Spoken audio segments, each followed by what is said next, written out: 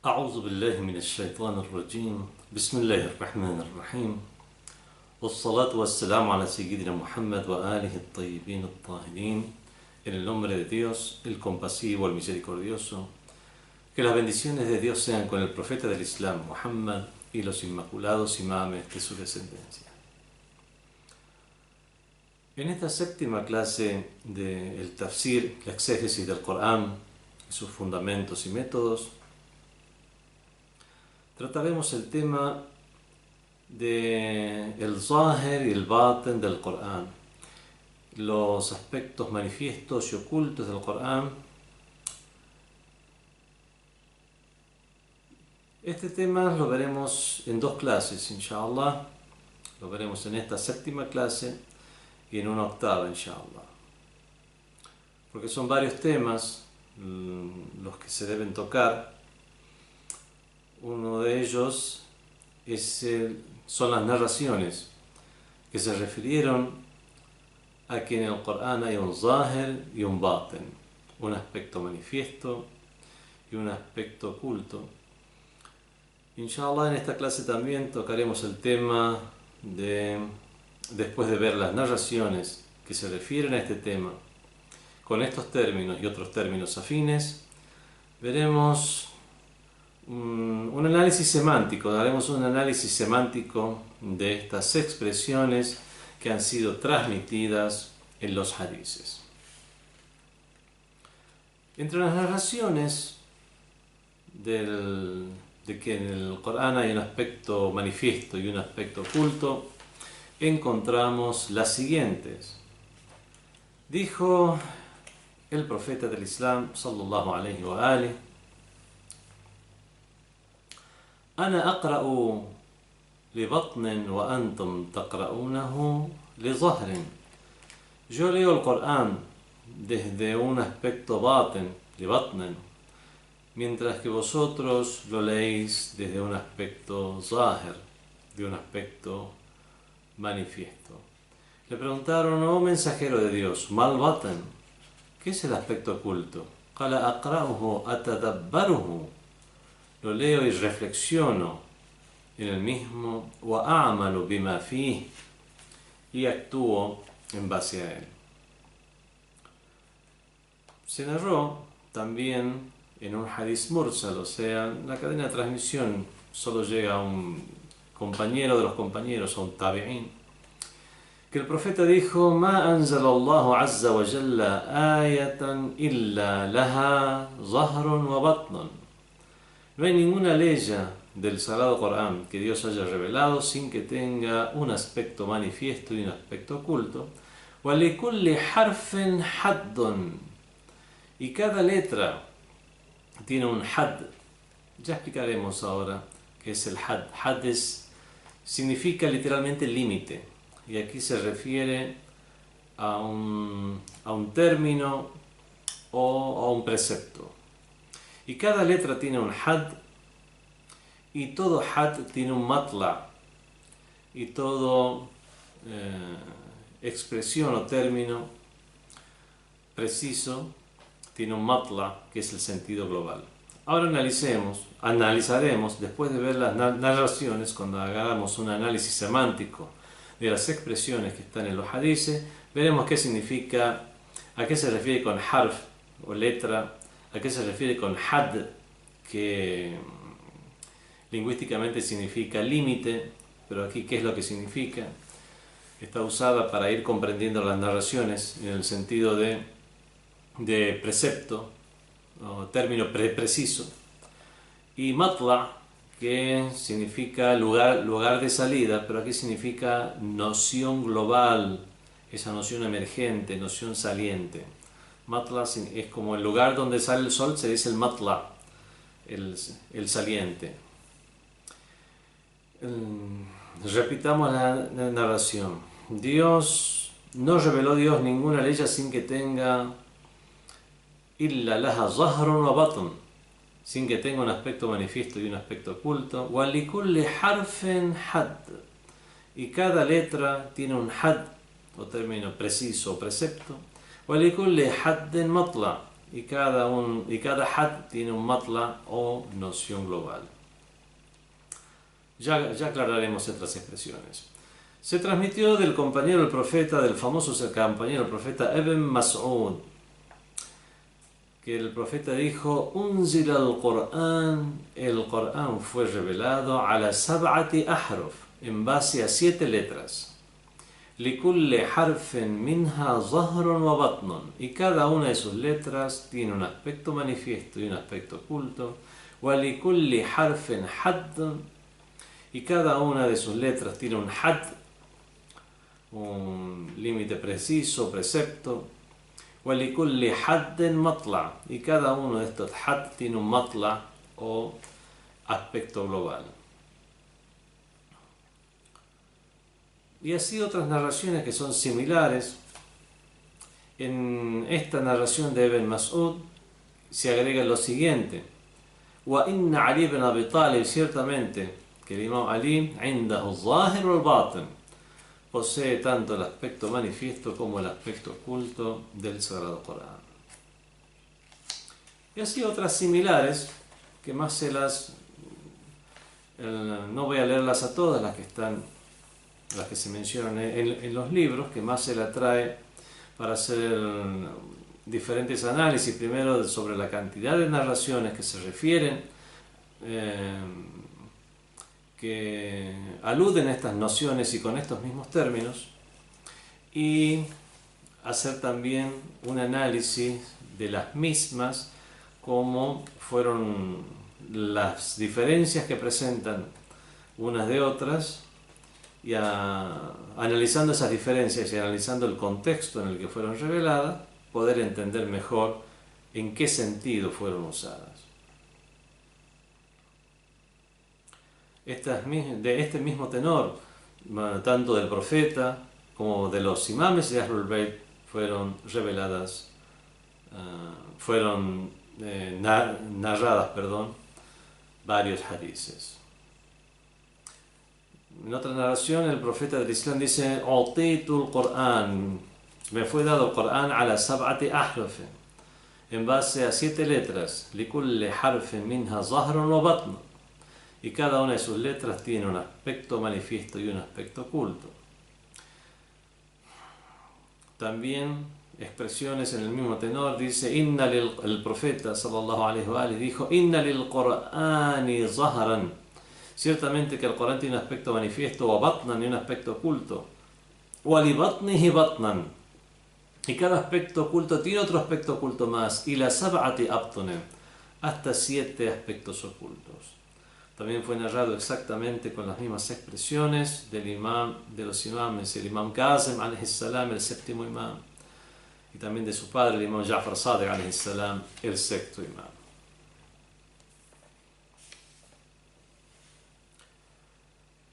Otra narración más nos dice: "Ma min aya", no hay aleya sin que tenga 4 significados: zahirun wa batinun wa haddun wa matla'.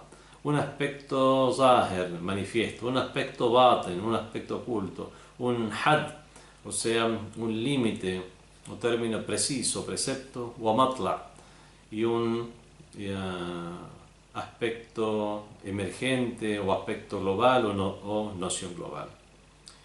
Por ejemplo, de esta última narración se aclara que cada uno, que no son sinónimos unos de otros, porque muchos han tomado la palabra zahir como sinónimo de had, como que se refieren a lo mismo o algo similar, y que batin o oculto sería algo así como el matla o la noción global, y que sería también un sinónimo, mientras que la narración nos dice que son 4 sentidos y nos menciona a estos 4, por lo tanto no los toma como sinónimos.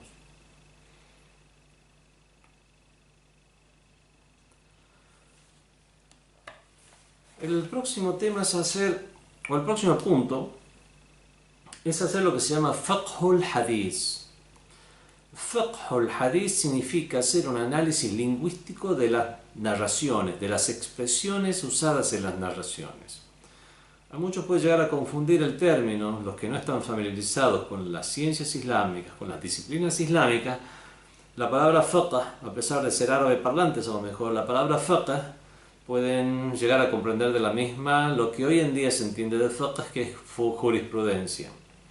Pero recordemos que tal como está usada esta expresión en el Sagrado Corán, tafaqqa fid din, liyatafaqahu fid din, cuando hay una ley, cuando se refiere a personas que vayan y liyatafaqahu fid din, para que se instruyan en la religión. El fiqh aquí significa instruirse. La palabra aquí, fiqh en hadith, significa hacer un análisis, estudiar, conocer los vocablos del hadith. Fiqh el hadith es conocer los vocablos del hadith, hacer un estudio, análisis semántico. Existe fiqh el hadith o fiqh el Corán, hacer un análisis de los vocablos usados en el Sagrado Corán. Este punto entonces, fiqh el hadith, o análisis de los vocablos usados en el hadith, o análisis de los vocablos zahir y batin usados en el hadith. Aquellos que nosotros hemos traducido como aspecto manifiesto o lo manifiesto y lo oculto del Sagrado Corán. En todas estas narraciones que hemos leído tenemos un sujeto del cual se habla en este caso, es el Corán, por ejemplo, la aleya del Corán o una letra, ¿qué son? Y hay una calificación, adjetivización, un predicado que se hace sobre ese tema, sobre ese sujeto. Por ejemplo, se califica a este sujeto, a este Corán, a esta aleya, a esta letra, se la califica de zahir, batin, had y matla. Se la califica que tiene un aspecto manifiesto, que tiene un aspecto oculto, que es considerada como un precepto, o que tiene un término preciso, o que es un matla, que es considera que tienen un aspecto global, una noción global. Entonces, de la forma en que están usadas las narraciones, entendemos lo siguiente: que el Corán tiene un aspecto manifiesto y un aspecto oculto, que cada leya tiene un aspecto manifiesto y un aspecto oculto, que cada harf, que cada letra, ya veremos qué sentido se le da aquí a letra, que cada letra tiene un aspecto manifiesto y un aspecto oculto, que cada letra tiene un had, que cada letra tiene un límite preciso, y que cada límite preciso tiene un matla, que es, o sea, una noción global, o es sacada de una noción global. De esta manera, bueno, esto es lo que concluimos de las narraciones que hemos leído. Vocablos como Corán, aleya, son vocablos claros para los musulmanes, para aquellos que también no son musulmanes, pero están familiarizados con el Islam. El Corán es el libro sagrado de los musulmanes, las aleyas es cada uno de los versículos, por decir de alguna manera, que conforman el Sagrado Corán. Ahora, ¿qué es lo que quieren decir las narraciones con harf, letra? Fue revelado el Corán en base a 7 letras. ¿Qué es lo que significa? ¿Qué significan estas letras? ¿A qué se refiere con zahir, con batin, con had? ¿Qué significa precisamente had? Que a lo largo de esta clase lo he definido como término preciso, precepto, término específico. ¿Y qué significa matla? Que lo he traducido como una noción global, y he dicho que el matla es el lugar por donde sale el sol, y de ahí es tomada esta palabra como que algo emerge. Haremos ahora un análisis de estos vocablos para que no permanezcan en la ambigüedad. Con respecto a la palabra harf, la palabra letra, bueno, hay una versión que es la más simple, que dice que son las mismas letras del Sagrado Corán. Son estas mismas letras que componen el alfabeto árabe. O sea que cada una de las letras del Sagrado Corán, el aspecto Aquí es el significado aparente de lo que significa letra, es el propuesto, sería el propuesto. Y que cada una de las letras del Sagrado Corán tiene un aspecto oculto y un aspecto manifiesto, lo cual en sí no queda claro cómo cada letra puede tener dos aspectos. Y lo segundo es aquello, bueno, a lo que tienden los sabios en general, es que aquí, al decir harf, al decir letra, se refiere a aspecto. El Corán fue revelado en base a 7 aspectos o a 7 modos. Por ejemplo, y ya vamos a ver las narraciones que nos indicarían esto. El Corán tiene diferentes estilos. Ya habíamos hablado en la clase anterior acerca de los estilos del Sagrado Corán, el estilo literario, tiene un estilo académico, científico, bueno. Aquí, por ejemplo, se habla, al hablar de diferentes estilos, está el estilo de la narrativa, al contar historias de los profetas anteriores, por ejemplo, de pueblos anteriores, de creyentes. Está el estilo de la representación, al dar ejemplos, el estilo de el diálogo, está el estilo también de dar órdenes y prohibiciones, o sea, de evidenciar aspectos de las nociones de la ley islámica. Está también el modo o estilo de hacer targhib y tarhib, o sea, incentivar para la realización de buenas acciones, con promesas de paraíso, y está en el hecho, y el tarhib sería amedrentar con las combinaciones de castigos para la no realización de malas acciones. Es una cuestión de carácter ya ético, no tiene que ver con la narrativa, con los ejemplos, con los diálogos. Está también, y eso podemos entenderlo de la siguiente manera, que en cada una de estos aspectos tenga un zahir y tenga un batin, tenga un aspecto oculto y tenga un manifiesto, con el siguiente ejemplo. Imaginemos, bueno, pensemos en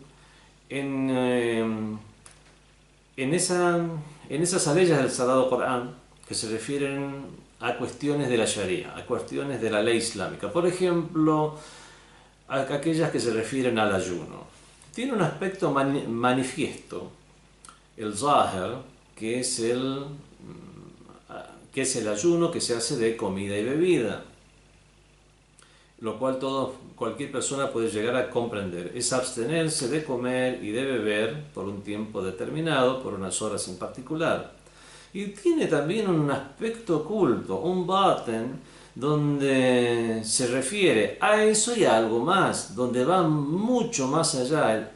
La noción de abstenerse va mucho más allá de abstenerse de la comida y la bebida, sino que son precisamente los resultados que tiene esa abstención, tomándola primero como un simbolismo de abstenerse, pero no solamente de comer y de beber, sino de cuestiones mundanas, y de esta manera uno perfeccionar su ética, de los resultados que tiene, de lo que trae aparejado lo implícito que tiene el hecho de ayunar, como por ejemplo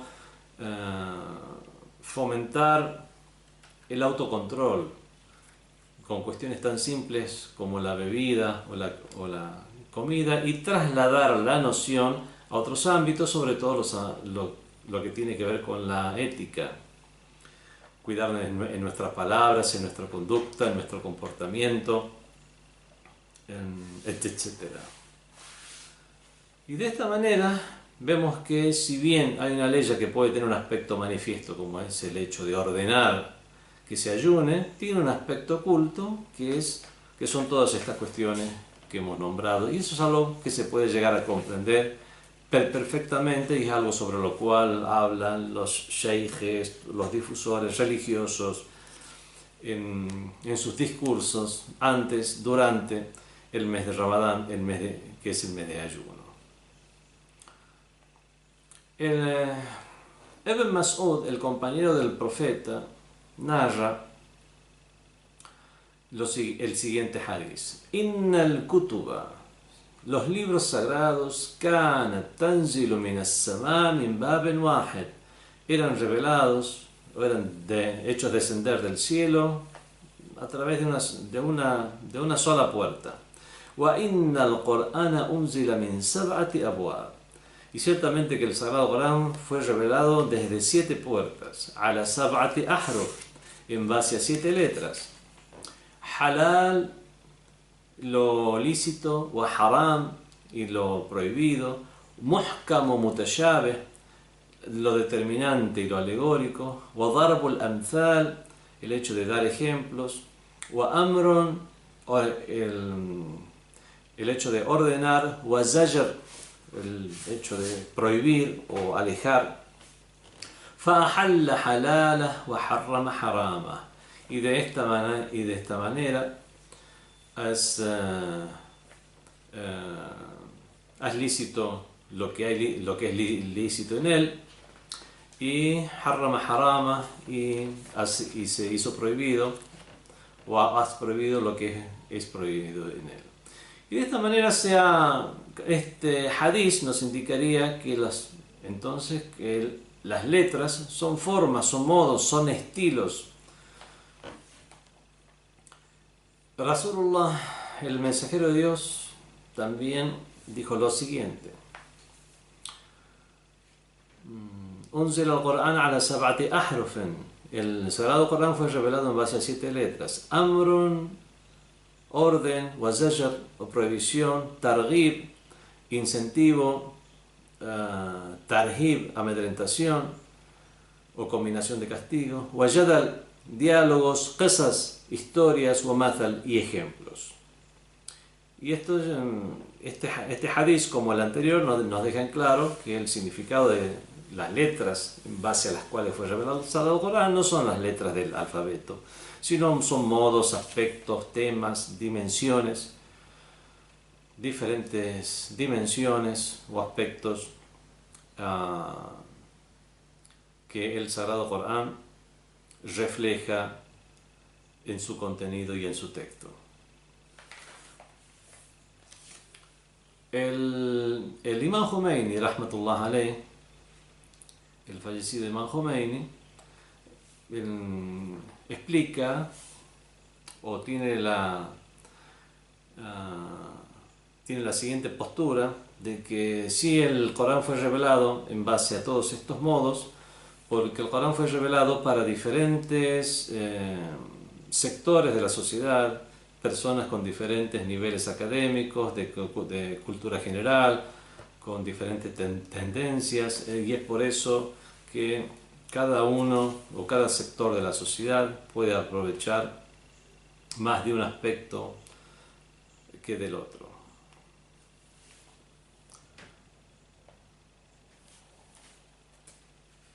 Llegamos entonces al punto en el cual hacemos un análisis semántico de estas expresiones usadas, sobre todo lo que es el zahir y el batin, el aspecto manifiesto y el aspecto oculto del Sagrado Corán, para ir comprendiendo de qué manera fueron usados en las narraciones y en qué contexto fueron usados. Se narró de Ismail ibn Jabir, que narró del sexto de los imames, el imam Ja'far Sadiq, alayhi salam, quien a su vez transmitió en sus cadenas de transmisión de sus padres, sus abuelos, hasta llegar al imam Ali ibn Abi Talib, que narró lo siguiente: Ayatun muhkamu Qur'an. Las aleyas que son muhkam, que son determinantes en el Corán, son aquellas cuyo ta'wil se refleja en su tanzil, cuya realidad última ya está reflejada en su revelación. Como por ejemplo aquella que dice: A'udhu billahi minash shaitanir rajim, bismillahir rahmanir rahim, ya ayyuhalladhina amanu, oh creyentes, إذا قمتم إلى الصلاة, cuando os dispongáis a rezar, فاغسلوا وجوهكم وأيديكم إلى المرافق. Lavad vuestros rostros y vuestras manos hasta los codos. Esto es algo que ya no queda lugar para una interpretación o para llegar a una realidad que va mucho más allá de eso. Esta ley se refiere a un término y a un precepto muy claro. No queda lugar ni para ambigüedades ni para segundas interpretaciones o interpretaciones más profundas. Y si las hay ya a otro nivel, un nivel gnóstico, algo que escapa por completo al tema de lo que es el tafsir del Corán.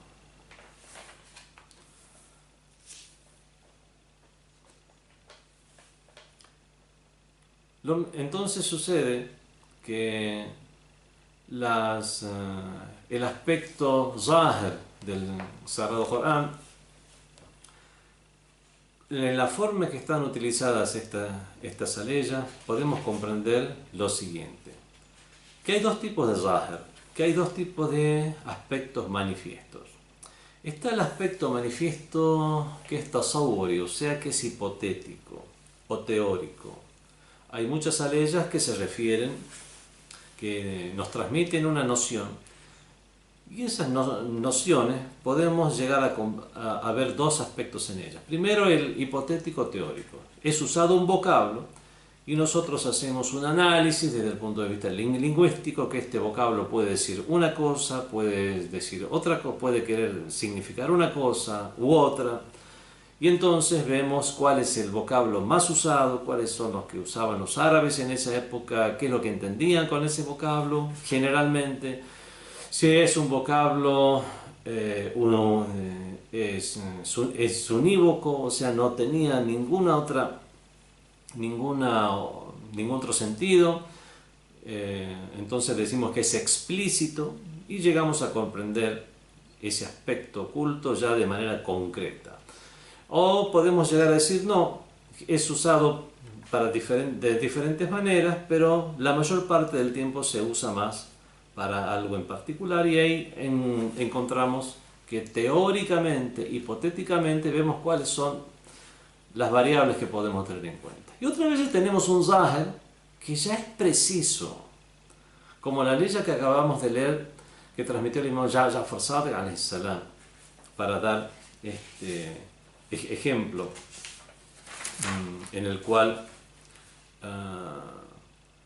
este ejemplo acerca de el ta'wil o significado último o realidad última de las aleyas, que a veces ya están claras dentro de lo que es el tanzil o la revelación, acerca que es la ley del udú o de cómo hacer la ablución.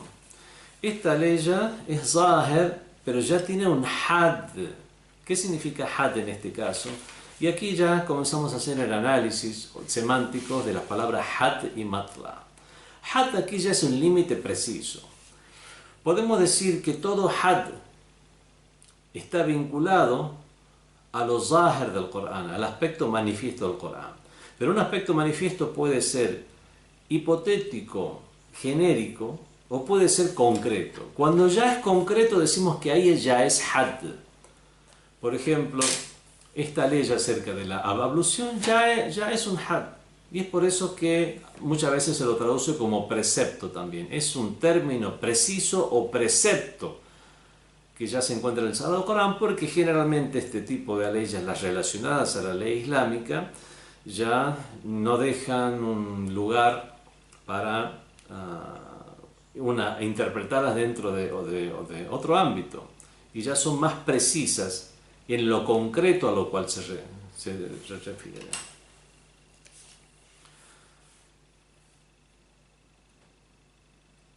Had, en la manera en que fueron utilizadas en las narraciones que hemos leído, vemos que se refiere a esa misma revelación, al tanzil y a lo zahir y al aspecto manifiesto.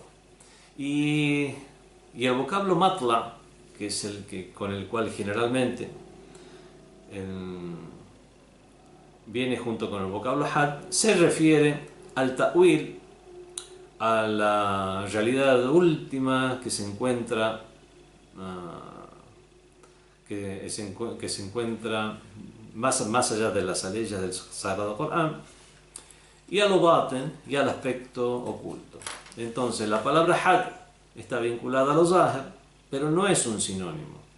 Es algo más preciso de lo zahir, como es el zahir concreto, es el aspecto manifiesto que ya es concreto. Y aquí el matla está vinculado a lo que es el aspecto oculto y al ta'wil, o la realidad que se encuentra detrás de las aleyas.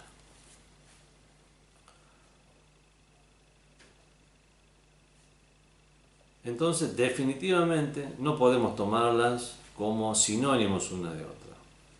Sobre todo teniendo en cuenta ese hadiz que ahora vamos a leer, que hablaba sobre 4 sentidos que tienen el Corán, las aleyas y las letras del Sagrado Corán. Y aquí vamos a leer otro hadiz similar que dice: "Ma min ayatin illa walaha arba'atun ma'anin". No hay aleya que no tenga 4 sentidos o significados.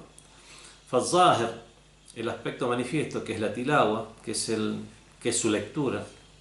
El Batin, el aspecto oculto, que es la comprensión, que encierra esa lectura. Wal-Had, el Had, وهو أحكام الحلال والحرام. El Had, que son las normas de lo halal y lo haram, y es por eso que generalmente se lo traduce como precepto o término preciso. Wal-Matla, y el Matla, esa noción global, وهو مراد الله من العبد, que es la voluntad de Dios y es lo que Dios quiere del siervo, y es lo que Dios quiere que el siervo a través de esa aleya. Vemos que este hadiz es muy similar al anterior, solamente que nos explica más y hace una diferencia entre los 4 vocablos.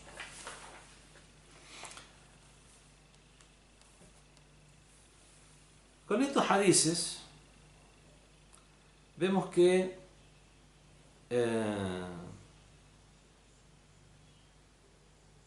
la manera de usar estos hadices es la siguiente, que es que se debe tener en cuenta el tema al cual se refiere la ley, teniendo en cuenta que hay 7 aspectos. Bueno, 7 también es un número genérico, es un número, hay muchos aspectos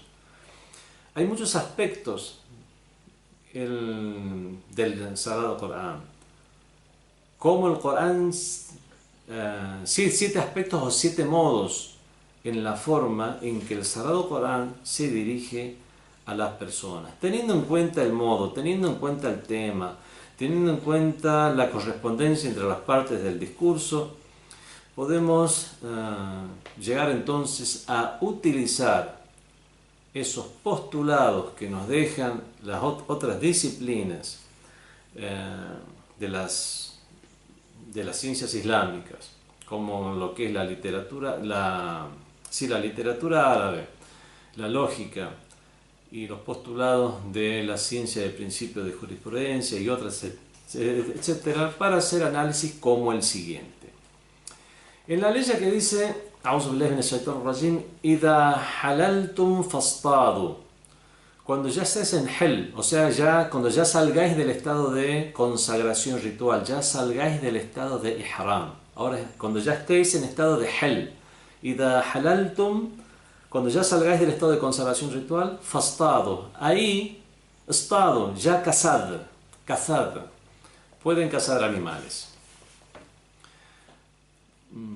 Y esto está ya usado en verbo imperativo. Cuando salgáis del estado de ihram, idha halaltum, fastadu, cazad. Y otra ley, por ejemplo, nos dice: idha tadayantum bidainin, cuando contraigas una deuda, y la ajal en musamma, hasta un término prefijado, faktubuh, escribidlo. Nosotros podemos llegar a comprender de lo aparente de estas letras, y usando los datos que nos dan estas otras ciencias y que tomamos como postulados, lo siguiente: La primera ley en la cual decía cuando salgáis del estado de consagración ritual, cazad, podemos llegar a entenderla primero, es una orden, es un verbo en imperativo, por lo tanto debemos cazar un animal después de salir del estado de consagración ritual. Es así, la orden que viene después de un estado de prohibición o como por ejemplo en el estado de consagración ritual había muchas cosas que nos eran prohibidas. Una persona cuando va al Hajj se convierte en muhrim. Muhrim significa que está en estado de ihram, de consagración ritual. Cuando está en ese estado, en el Hajj, no puede hacer muchas cosas. No puede vestir ropas cosidas el hombre, la mujer sí. ¿Qué más? No puede elegir caminar con algo que lo cubra del sol. ¿Qué más? No debe ponerse perfumes hasta no salir del estado de consagración ritual. Bueno, son muchas prohibiciones que tiene. Entre ellas está cazar animales. Esta ley nos habla de un estado de prohibición y después nos libera del estado de prohibición y ahí nos da el imperativo. En estas ciencias, la de Usul al-Fiqh, la de principios de jurisprudencia, después de hacer largos análisis, nos da que una orden después de un estado de prohibición significa que ya se puede hacer algo. O sea, ya no están en estado de ihram, ya no están en estado de consagración, pueden cazar si quieren. Eso es lo que significaría cuando salgáis del estado de consagración, cazar. No es un imperativo de que es obligación cazar un animal después de salir del estado de consagración ritual. Y comprendemos entonces de esta manera cuál es lo aparente del Corán. O por ejemplo aquella que dice Ida tadayantum bidainen, cuando contraigas una deuda ila ajal musamma faktubuh. Aquí la primera orden no era una orden real, es una orden que tiene un sentido metafórico, en lo que es la ibaha. La ibaha es la licitud, es declarar lícito algo después de que no estaba lícito.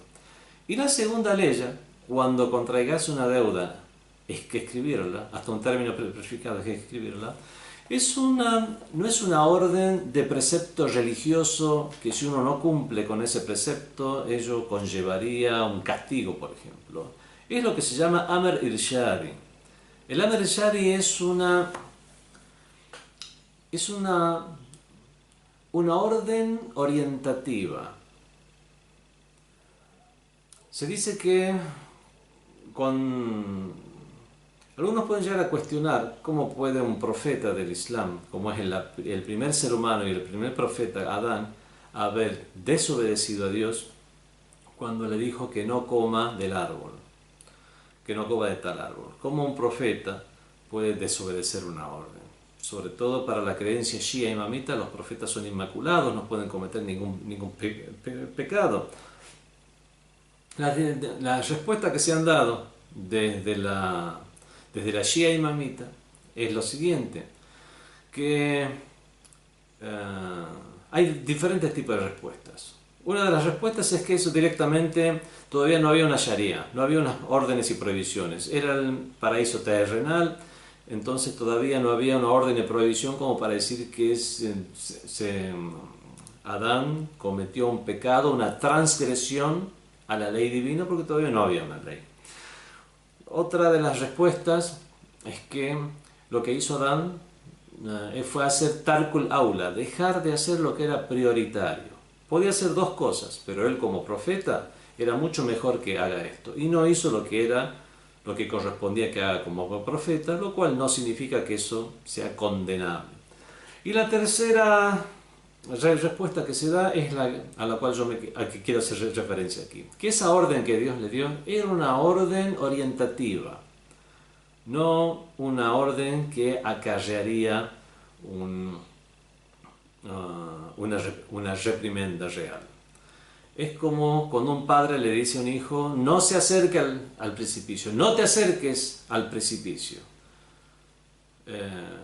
No existe la más mínima posibilidad que uno diga, bueno, si uno desobedece la orden y de alguna manera se acerca al precipicio y se cae, pero por alguna cuestión siga vivo, después lo va a reprender. El padre, desde su compasión por su hijo, y su preocupación por su hijo, es que con esa orden le está orientando a que tenga cuidado. Bueno, una de las respuestas que se da con respecto al caso de Adán con el sea la paz, es que la orden era orientativa. Es que no se acerque al árbol, porque las consecuencias iban a ser las que fueron. Y no necesariamente era una prohibición. Vemos en este caso, en esta ley, cuando contraigas una deuda, escribidla. Es una orden orientativa. No es una obligación. No hay ningún jurista musulmán que diga que es una obligación que una persona cada vez que contrae una deuda tenga que escribirlo. No puedo pedirle a mi propio hermano un préstamo sin escribirlo. Puedo pedirlo y no hace falta escribirlo. Y la ley del Sagrado Corán, esa ley a pesar de estar en imperativo el verbo, es una orden orientativa y no prohibitiva. Vemos entonces, esto es algo que se entiende muy fácilmente de estas leyes, sobre todo aquel que ya tiene un conocimiento de lo que es la Sharia o ley islámica, lo que se ha narrado en los diferentes libros de tradiciones, lo que han comprendido los sabios, todos aquellos que han sido contemporáneos al mismo profeta, los que han sido contemporáneos a los compañeros del profeta, con las enseñanzas de los imames de Ahlul Bayt, queda muy claro este tema, además del sentido común.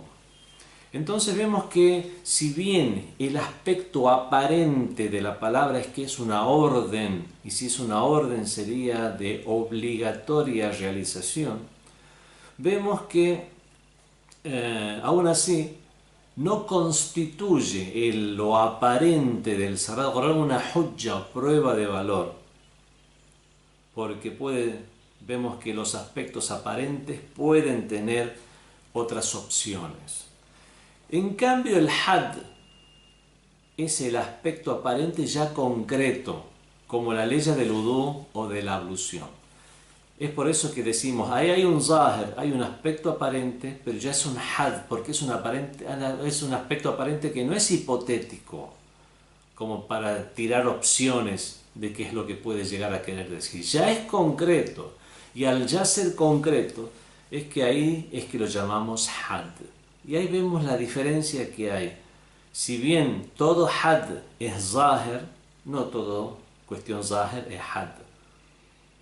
Todo aspecto todo precepto que se encuentra en el Sagrado Corán, todo término ya preciso que está en el Sagrado Corán, lo entendemos como tal porque es zahir, es un aspecto manifiesto en ello, pero ya concreto.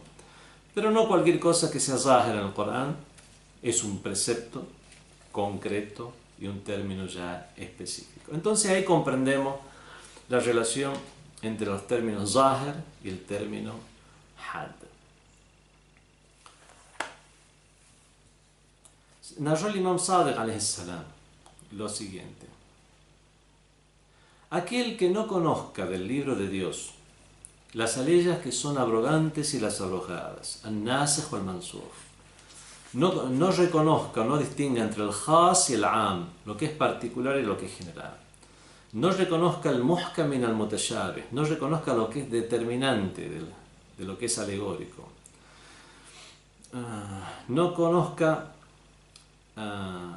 aquellas normas que declaran la licitud de algo, de aquellas que declaren la orden o prohibición de algo, no conozca cuáles son las mecanas, las suras mecanas, ni las distinga de las medinesas, no conozca cuáles son los asbab nuzul, las causas de la revelación de las aleyas, y no conozca cuáles son las palabras y frases mubham, o sea, ambiguas del Sagrado Corán, etc.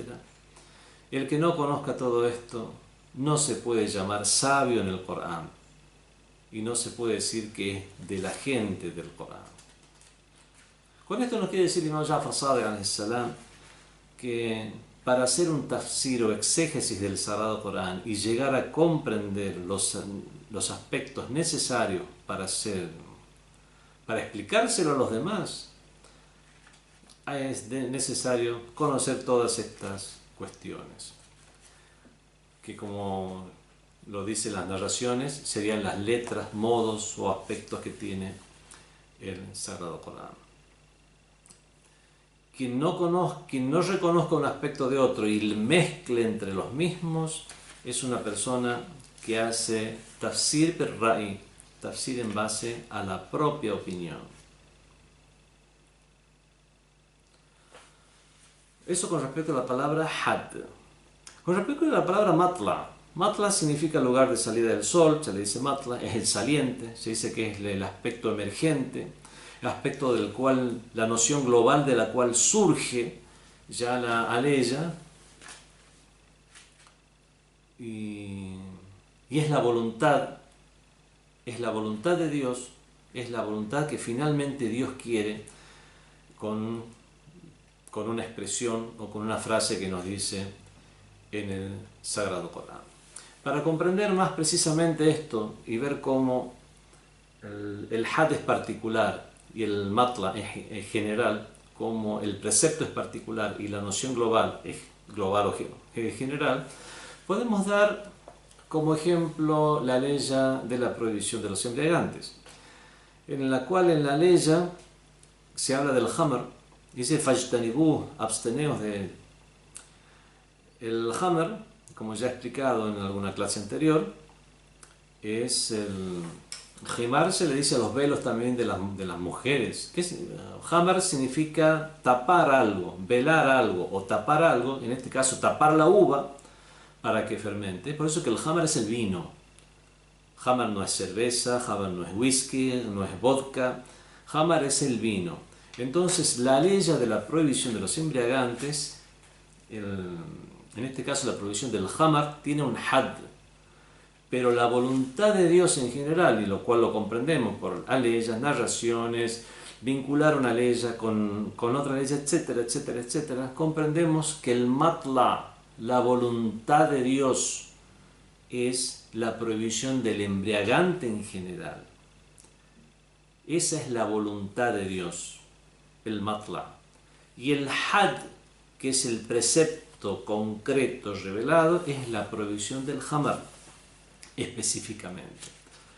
Y ahí podemos llegar a comprender la relación que existe entre had o precepto, término específico, y el matla o la noción general. El matla nos da a entender también los alcances cualitativos y cuantitativos de una norma, a pesar de que su had se haya referido a un caso específico. Y es con este matla precisamente que podemos llegar a comprender cómo el Sagrado Corán encierra matla, encierra nociones globales a partir de las cuales se pueden llegar a deducir cuestiones particulares. Y es de esta manera que podemos llegar a comprender esas aleyas del mismo Sagrado Corán que dicen A'udhu billahi minash shaitanir rajim wa ma farratna fil kitabi min shay, y no hemos dejado nada que no esté en el Sagrado Corán. No hay nada que no esté en el Sagrado Corán. O sea, habla de cuestiones, de las fórmulas matemáticas, de fórmulas químicas. Cuando dice no hemos dejado nada del Sagrado Corán, significa que las cuestiones necesarias para la humanidad se encuentran, si no de manera específica, se encuentran de una manera global y general para que las personas con un sano entendimiento y buena comprensión del Sagrado Corán puedan llegar a extraer llegar a comprender cuál es el proceder. Doy un ejemplo. En la jurisprudencia islámica, cuando hay un conflicto por un bien, no se sabe de quién es este lápiz, por ejemplo, o de quién es una casa. Dos hermanos tienen un conflicto por una casa, quién es el que la heredó del padre. Entonces, si una persona, uno de los hermanos estaba viviendo en esa casa, después se produce el conflicto, ¿qué hace el juez islámico? Dice, bueno, le quitamos la casa que la tiene y la dejamos en stand-by, hacemos un análisis, vemos las pruebas que tiene cada uno y después que lleguemos a un juicio, se la damos a aquel que vemos que aportó las pruebas. No, lo que se hace es seguir lo que se llama la regla de mano. Qa'idatul liyad es una regla general. El que la tenía antes del conflicto la sigue teniendo hasta que se solucione el conflicto. Esto es una regla general, es una norma a seguir. No significa que esa casa es realmente de esa persona como para dejársela. Significa qué es lo que debemos hacer, porque al fin y al cabo ahora hay un conflicto. Y yo como juez debo decidir, bueno, ¿qué hago? ¿Le digo a esta persona que salga hasta que se resuelva el conflicto? No, se queda hasta que se resuelva el conflicto. Sé qué hacer ante esta situación. Y esa norma general se la extrae del Sagrado Corán, de las narraciones, etcétera, etcétera. En este caso, el Sagrado Corán nos da normativas generales. Y esto únicamente podemos comprenderlo con el matla o noción global a la cual se refieren el profeta y los imames en los diferentes hadices. Otras leyes del Sagrado Corán que nos dan a entender este mismo sentido es aquella, por ejemplo, que dice وَمَا كَانَ حَدِيثًا يُفْتَرَى. Son palabras que son inventadas. وَلَكِنْ تَصْدِيقَ الَّذِي بَيْنَ يَدَيْهِ, el Corán, sino que es verificación de lo que ya tienen. وَتَفْصِيلُ كُلُّ شَيْءٍ, y en ello está detallado en todas las cosas. Todo está detallado en el Sagrado Corán. وَنَزَّلْنَا عَلَيْكَ الْكِتَابِ, y hemos hecho descender sobre ti el libro, te hemos revelado el libro, تِبْيَانًا لِكُلِّ شَيْءٍ, donde hay explicación para toda cosa. وَلَقَدْ صَرَّفْنَا فِي هَذَا الْقُرْآنَ مِنْ كُلِّ شَيْءٍ, y en el Corán hemos dispuesto la explicación de todo. Estas aleyas que tienen este sentido, se habla de estas normativas generales que se encuentran en el Sagrado Corán. Esto lo podemos comprender también de hadices de los imames. Se le preguntó al imam Ali alayhi salam, ¿acaso en aquello que dices, en aquello de lo cual, en aquellos que te expresas, ¿es todo proviene del Corán o proviene de alguna otra fuente? Y respondió el imam Ali alayhi salam, وَالَّذِي خَلَقَ الْجَنَّةَ, por aquel que creó el paraíso, وَبَرَأَ النَّسَمَ, que ha originado a la especie humana, مَا عِنْدَنَا إِلَّا مَا فِي الْقُرْآنِ, no tenemos sino aquello que se encuentra en el Sagrado Corán. O sea que todas esas máximas de sabiduría, sapiencia, todo aquello que tenía el imam Ali alayhi salam, por lo cual fue considerado como, por el mismo profeta del Islam, como la puerta de la ciudad del conocimiento del profeta del Islam, como el más conocedor de los juicios, como que el Corán como que Ali está con el Corán y el Corán está con Ali, etcétera, etcétera, etcétera. Todas aquellas sabiduría que la vemos muy someramente en sus hadices, de lo que podemos comprender, todo aquello que se encuentra en el libro Nahjul Balagha, toda esa sabiduría, el imam Ali alayhi salam jura por Dios, por aquel que creó la especie humana, que no ma indana illa ma fil Qur'an, no tenemos sino aquello que se encuentra en el Sagrado Corán. Bueno, y respecto a este hadiz, explicando este tema del cual estamos hablando, el famoso exégeta Allama Tabatabai también nos da a entender esto mismo, y nos dice al final de su análisis, de esta manera vemos como todo el conocimiento de los imames, del profeta y de los imames, en realidad surgen de, de el- del Sagrado Corán. Y esto podemos comprenderlo conociendo el concepto de matla o nociones globales y generales y voluntad de Dios, la voluntad que Dios tiene, aunque Dios la exprese en la forma de revelación, had, en casos particulares o con preceptos relacionados a un tema en particular, pero que comprende el Sagrado Corán a través de sus métodos acreditados y a través de las enseñanzas del mismo Corán y del profeta y de los imames, podrá entender lo suficiente para, en el caso de la jurisprudencia, por ejemplo, extraer las normas de la ley islámica y en los demás temas poder llegar a aprovecharse para que el Corán sirva realmente,